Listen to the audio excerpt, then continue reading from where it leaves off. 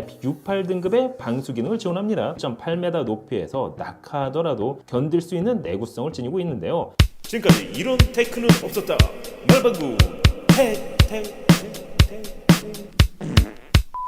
안녕하세요. 말방구 시험실 프로서 딴뜨공 트리비스입니다. 제가 지난번에 커뮤니티에 올려놨던 초소형 방수 스마트폰 기억하고 계시죠? 그 제품을 구매해 왔습니다. 나름 럭셔리 버전으로 25만 9천 원에 구매를 했는데요. 일반 스마트폰과는 확실히 활용 범위가 다른 초소형 스마트폰이었습니다. 사실 이런 스마트폰을 구매한다 하더라도 활용 범위는 극히 제한적이라 할 수가 있는데요. 과연 이번에 구매한 콘캐스트 F2 미니 스마트폰은 어느 정도의 성능을 보일까요?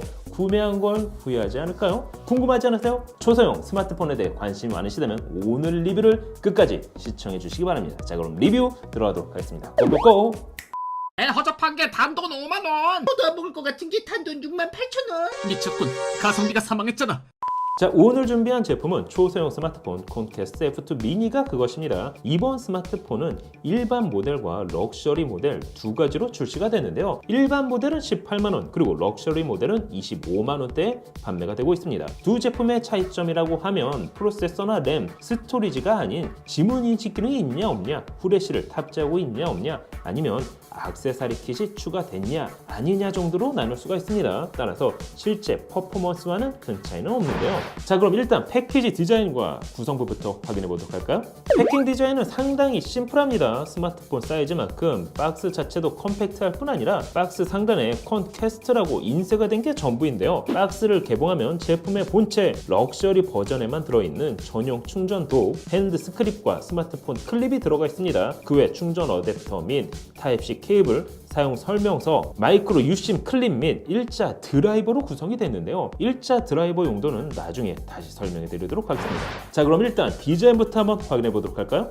이번 스마트폰은 초소형 스마트폰으로 한 손에 그립할 수 있을 뿐만 아니라 작은 사이즈 덕분에 자전거 거치대에 고정해서 내비게이션용으로도 사용할 수가 있는데요. 실 사이즈는 118mm, 59.5mm, 두께는 조금 두꺼운 22.5mm로 제작이 됐습니다. 사이즈는 작지만 두껍게 제작되다 보니까 개인적으로는 오히려 그립감이 좋았는데요. 하지만 중량은 198g으로 일반 스마트폰과 거의 비슷하거나 오히려 더 무거운 편에 속했습니다. 작지만 무거운 폰, 그런데 한 손에 쏙 들어와서 그런지 무게가 나가는 게 나쁘지만은 않았습니다. 함께 제공되는 클립을 사용할 경우 배낭 혹은 옷에 고정할 수도 있었는데요. 포트 구성을 보면 작지만 다양한 기능 버튼을 제공해주고 있습니다. 하단에는 충전을 위한 전용 충전 단자, 거기에 타입C 포트가 위치하고 있는데요. 우측면에는 FM 버튼, 전원 버튼, 그리고 볼륨 업 앤 다운 버튼이 위치하고 있습니다. 상단에는 리모컨 기능을 위한 IR 센서, 플래시 라이트, 3.5mm 이어폰 단자가 위치하고 있는데요. 모든 입출력 단자는 방진 방수 기능을 위해 강력한 고무 커버로 덮여 있습니다. 마지막으로 좌측에는 추가 FM 버튼, 무전 기능을 위한 PTT 버튼 및 지문 인식 센서가 위치하고 있습니다. 그외 정면에는 메뉴 버튼 및 뒤로 가기 버튼, 전화 수신, 홈 버튼 및 전화 끊는 버튼이 위치하고 있습니다. 특히 FM 버튼은 사용자가 필요할 경우 커스터마이징이 가능했습니다. 자, 그럼 이 작은 스마트폰의 디스플레이는 어떨까요? 이번 스마트폰의 디스플레이는 3.0인치 사이즈 480x854 해상도를 지원하는 IPS 패널이 탑재가 됐습니다. 스마트폰 사이즈 대비 베젤이 상당히 두껍게 제작이 됐는데요. 특히 하단의 경우는 전체 스마트폰 사이즈 대비 3분의 1이나 차지합니다. 오히려 이 정도 사이즈면 베젤을 줄이고 화면 사이즈를 키울만 했을 텐데요. 한 가지 여기는 비밀이 숨어 있습니다. 두꺼운 베젤을 두둔하는 건 아니지만 하단에는 2W 스피커가 탑재됐기 때문인데요. 그래서 일반 스마트폰 대비 오히려 사운드는 더 크고 웅장했습니다.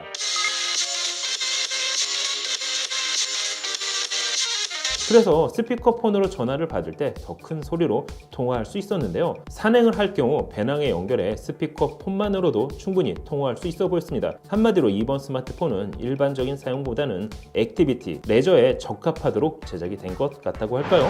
자, 그럼 이번 스마트폰의 하드웨어적인 스펙은 어떨까요?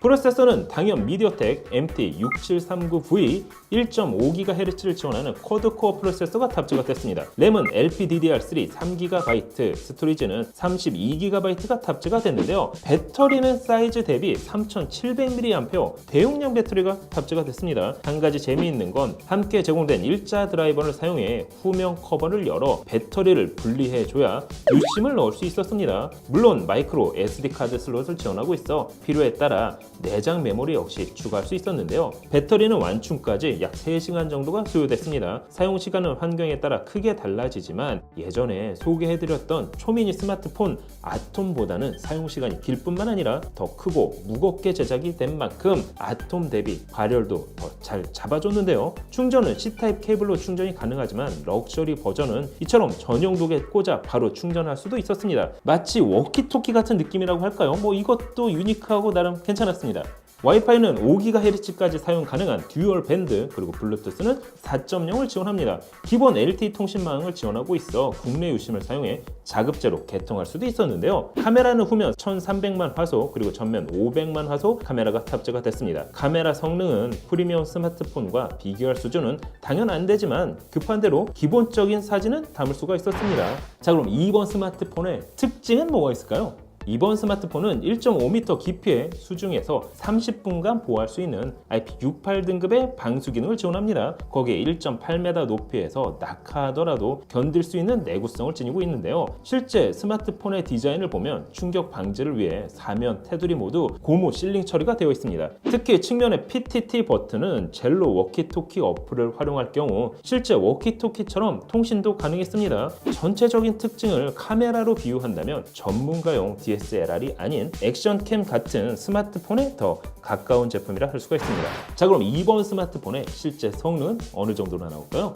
긱벤치 5로 프로세서의 성능을 확인해 본 결과 싱글코어는 102점, 멀티코어는 325점, 그리고 그래픽 퍼포먼스는 112점이 나왔습니다. 그동안 테스트해본 스마트폰 중 가장 점수가 낮게 나왔는데요. 이 정도면 사실 거의 사용이 불가능에 가까운 점수대라 할 수가 있습니다. 하지만 이번 스마트폰의 경우 3인치의 작은 화면과 480 곱하기 854의 낮은 해상도 덕분에 전체적인 벤치마크 점수 대비 웹서핑 및 동영상 시청과 같은 일반적인 사용은 가능했는데요. 거기에 배틀그라운드 역시 로딩이 길긴 했지만 플레이는 가능했습니다. 물론 화면 사이즈가 작아 원활한 플레이는 어려웠는데요. 한마디로 이번 스마트폰은 낮은 퍼포먼스를 지원하지만 해상도가 이번 스마트폰을 살렸다고 해도 틀린 말은 아닌 것 같습니다. 자, 그럼 커뮤니티의 질문에 대한 답변을 해드리도록 하겠습니다. 배터리의 경우 하루 정도는 무난하게 사용이 가능했습니다. 통화 품질 역시 나쁘지는 않았는데요. 카메라 성능은 기대하지 않는 게 좋을 것 같습니다. 터치 조작감은 화면이 작아 그런지 좋지 않았는데요. 자전계 속도계 정도는 무난하게 사용이 가능했습니다. 발열 부분에서 많은 분들이 걱정을 하셨는데 유니어츠 아톰과 달리 이번 스마트폰은 발열 때문에 스마트폰을 사용하지 못할 정도는 아니었습니다. GPS 성능은 문제가 없고 일반 내비게이션 용도로도 사용이 가능했는데요. 그리고 ANT 플러스는 지원하지 않습니다. 오늘 리뷰한 콘캐스트 F2 미니 스마트폰은 약 25만원대 럭셔리 모델 기준 저렴한 스마트폰은 아니었는데요. 하지만 라이딩이라던가 산행과 같이 아주 특별한 환경에서는 유용하게 사용할 수 있어 보였습니다. 하지만 다양한 어플을 설치하고 게임을 즐기는 용도라면 이번 폰은 맞지 않는 것 같은데요. 그리고 직구로 구매해야 하기 때문에 국내에서 AS가 안 된다는 점 역시 구매 전 고려해 주시는 게 좋을 것 같습니다. 오늘 리뷰는 여기까지. 다음에 또 다른 재밌는 스마트폰으로 찾아뵙도록 하겠습니다. 지금까지 말방구 시험실 프로서 딴티공 드리비스였습니다. 감사합니다. 여러분 안녕. 짠. 윈도우 표류 일주일째. 네, 제발 좀 잡혀라. 형아, 아직도 신호가 안 잡혀. 아니, 배터리도 이제 얼마 없잖아. 잡혔다. 어서 빨리 구조 요청을 해, 형. 아니, 잠깐만. 오늘은 평일에도 야, 이 미친.